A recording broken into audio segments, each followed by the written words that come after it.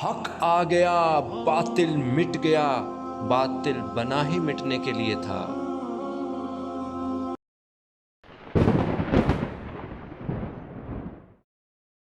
وَقُلْ جَاءَ الْحَقُّ وَزَهَقَ الْبَاطِلُ إِنَّ الْبَاطِلَ كَانَ زَهُوقًا۔ تقلید، بلا دلیل کے، بغیر دلیل کے کسی بھی شخص کی بات مان لینا، اس کے پیچھے پیچھے چلنا، آنکھیں بند کر کے امام کا قول مان لینا بغیر نص کے، یعنی شرعی دلیل کے، قرآن و صحیح حدیث کے بغیر کسی بھی شخص کے پیچھے چلنا، یہ تقلید کہلاتا ہے۔ اور اس تقلید کی وجہ سے ہی جو ہے نا وہ امت میں فرقہ واریت جو ہے وہ پروان چڑھی۔ نبی علیہ الصلوۃ والسلام کے دور میں تو کوئی کسی کی تقلید نہیں کرتا تھا، سب نبی علیہ الصلوۃ والسلام کو فالو کرتے تھے۔ صحابہ کے دور میں بھی، تابعین اور تبع تابعین کے دور میں بھی کوئی کسی کی تقلید نہیں کرتا تھا، سارے فقط قرآن اور صحیح حدیث کے اوپر تھے۔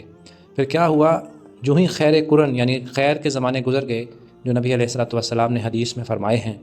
کہ جو صحابہ کا زمانہ ہے، پھر تابعین کا، تبع تابعین کا، یہ بہترین زمانے ہیں، یہ جب گزر گئے اس کے بعد جو ہے وہ ایسے ایسے جاہل پیدا ہوئے جنہوں نے کہا کہ ایک ایک امام کو پکڑ لو اور اس کی جو ہے وہ تقلید شروع کر دو۔ جیسے دنیا کے اندر آپ دیکھتے ہیں حنفی فرقہ ایجاد ہوا، حنفی مسلک، پھر شافعی، پھر جو ہے حنبلی، مالکی، یہ ساروں کے پیچھے یہ امام رحم اللہ سارے آئے۔ امام ابو حنیفہ رحمۃ اللہ علیہ، امام مالک، امام شافعی، امام احمد ابن حنبل، یہ ماشاءاللہ اہل سنت والجماعت کے امام ہیں۔ انہوں نے اور زیادہ نالج پرووائڈ کیا، لیکن کیا ہوا، ایسے ایسے جاہل پیدا ہوئے جنہوں نے یہ بعد میں کہا کہ امام ابو حنیفہ ہی کی تقلید شروع کر دو، جبکہ امام ابو حنیفہ رحمۃ اللہ علیہ نے اپنے ہاتھوں سے کوئی بھی کتاب نہیں لکھی جو اس وقت کائنات میں موجود ہو۔ لوگ بڑی بڑی کہتے ہیں کہ جی انہوں نے تو حدیثوں کے بھی وہ راوی ہیں، انہوں نے تو فلاں کتاب لکھی ہے، فلاں، ایسی کوئی بھی انہوں نے کتاب نہیں لکھی۔ امام شافعی، امام احمد ابن حنبل، امام مالک، ان کی کچھ بکس ہیں، ہمیں پتہ چل جاتا ہے ان کے کیا عقیدے تھے، ان کی کیا سوچ تھی، لیکن امام ابو حنیفہ رحمۃ اللہ علیہ کی تو کوئی بھی کتاب نہیں ہے، وہ تو لکھتے ہی نہیں تھے۔ امام ابو حنیفہ قرآن اور سنت کو سامنے رکھتے تھے، قرآن اور صحیح حدیث جو ان تک پہنچتی تھی پھر فتویٰ دیتے تھے۔ ان کے جو شاگرد ہیں امام شامی، امام محمد، ان سے جو ہے وہ کچھ باتیں آتی ہیں کہ ان سے جب پوچھا گیا امام ابو حنیفہ رحمۃ اللہ علیہ کا کیا مسلک تھا، تو انہوں نے کہا کہ صح الحدیث فہو مذہبی، ان کا مذہب تو صحیح حدیث تھا، یعنی وہ قرآن اور سنت کے اوپر تھے۔ تو تقلید میں ڈال دیا گیا، ایسے جاہل لوگ پیدا ہوئے، کہتے ہیں امام ابو حنیفہ کی تقلید کرو، پوری کی پوری فقہ لکھ ڈالی، جبکہ امام ابو حنیفہ کا اس سے کوئی تعلق ہی نہیں، نہ انہوں نے اس کو فقہ کو بنایا، نہ کوئی کتاب لکھی، اور کسی نے کسی کو امام شافعی کے پیچھے لگا دیا، کسی نے جو ہے امام مالک کے پیچھے لگا دیا، کوئی حنبلی بن گیا۔ پھر اس طرح کرتے کرتے جو ہے یہ فرقہ واریت تقلید کی وجہ سے ہی جو ہے وہ امت کے اندر آ گئی۔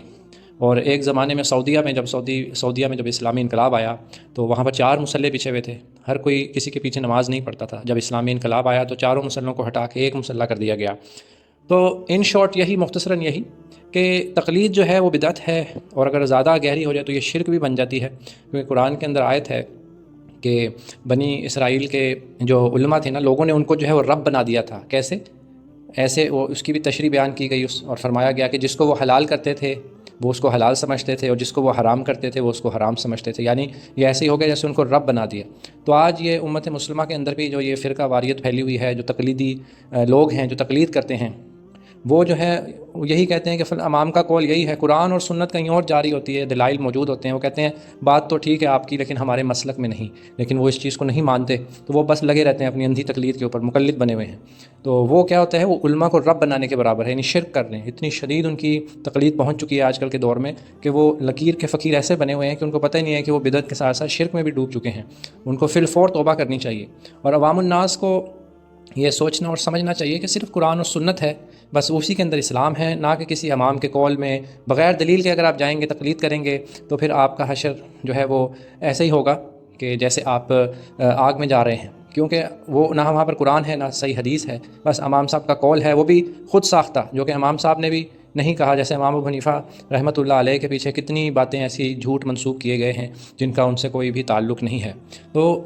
73 فرقے بن جائیں گے، 72 آگ میں جائیں گے، ایک جو ہے وہ جنت میں جائے گا۔ جب صحابہ کرام نے پوچھا کہ کون سی جماعت، کون سے لوگ جائیں گے، تو نبی علیہ الصلوۃ والسلام نے فرمایا جس طریقے پہ آج میں ہوں اور میرے صحابہ، ایک حدیث میں کہ جس پہ میں ہوں اور میرے صحابہ، تو اس وقت کیا موجود تھا؟ قرآن اور سنت ہی موجود تھی، بس اس وقت اور کوئی چیز موجود نہیں تھی۔ تو تقلید جو ہے وہ ایک بہت بڑی بدعت ہے، شرک ہے، اس سے بچیں۔ یہ خیر قرون میں نہیں تھا، بعد میں اس کو ڈالا گیا، امت کے اندر فرقہ واریت پھیلائی گئی، تو جنت میں جانے والا گروہ بھی صرف نبی علیہ الصلوۃ والسلام کے طریقے پہ اور صحابہ کے طریقے کے اوپر ہوگا، جب صرف قرآن اور سنت موجود تھا اس وقت اور کچھ بھی موجود نہیں تھا۔ تو ہمیں چاہیے کہ ہم صرف قرآن اور سنت کے اوپر آئیں، اور یہ جو فرقے واریت والے مولوی صاحب ہیں جنہوں نے 1.5 اینٹ کی مسجدیں بنائی ہوئی ہیں، جو اپنے اپنے مسلک کی طرف، اپنے اپنے فرقے کی طرف، اپنی اپنی شخصیت کی طرف، اور آج کل تو آن لائن بیٹھ کے یوٹیوب کے اوپر بھی اور دوسرے تیسرے پلیٹ فارمز پہ شخصیت پرستی بھی ہو رہی ہے، تو جو ایک مولوی ہر ایک نے پکڑا ہوا ہے، تو یہ چیزیں بھی شرک کے اندر آتی ہیں۔ صرف آپ دیکھیں کہ اگر کوئی بات کرتا ہے، اس کی بات کے پیچھے قرآن اور سنت ہے تو وہ حق کے اوپر ہے، دلیل کے ساتھ بات کرے۔ آپ کو بھی چاہیے کہ آپ ریسرچ کریں اور اس کے اوپر جو ہے پورا ریسرچ کریں، اس کے بعد عمل کریں، انیوا عمل نہ کریں۔ تو کوئی امام شافعی ہیں، امام احمد ہیں، امام مالک ہیں، امام ابو حنیفہ رحمۃ اللہ علیہ ہیں، یہ سارے امام ہیں، اگر ان کی بات قرآن و سنت کے مطابق ہے تو آپ مانیں، نہیں ہے تو چھوڑ دیں، کیونکہ ان چاروں اماموں نے ہی کہا کہ اگر ہمارا فتویٰ، ہماری بات اللہ اور اس کے رسول کے بات کے خلاف ہو تو ہماری بات کو چھوڑ دو۔ یہ تو چاروں اماموں نے ہی کہا ان کی کتابوں سے، جو ان کے شاگردوں، امام ابو حنیفہ کے بھی جو کتابیں آ رہی ہیں شاگردوں کے، جو ان کے جو قول ہیں ان میں ساری چیزیں یہ باتیں آتی ہیں کہ جو ہے ایسا کچھ بھی نہیں تھا کہ کسی امام نے کہا ہو کہ بھئی ہمارے نام کا ایک فرقہ بنا دینا، ہمارے پیچھے پیچھے آ کے بس ہماری اندھی تقلید کرنا شروع کر دینا، ایسا تو کسی بھی امام نے کہا ہی نہیں ہے۔ تو اللہ تعالیٰ جو ہے وہ ہدایت دے، سمجھنے کی توفیق عطا فرمائے، اور ہم صرف قرآن و سنت کی طرف آئیں، نہ کہ کوئی تقلید کی طرف جائیں، بغیر دلیل کے ایک دوسرے کی باتیں مانیں۔ اللہ تعالیٰ نے اس چیز سے منع کیا ہے سختی سے۔ ثواب کی نیت سے اسلام QA چینل کو سبسکرائب کریں، ویڈیو کو لائک کریں اور شیئر کریں۔ صدقہ جاریہ۔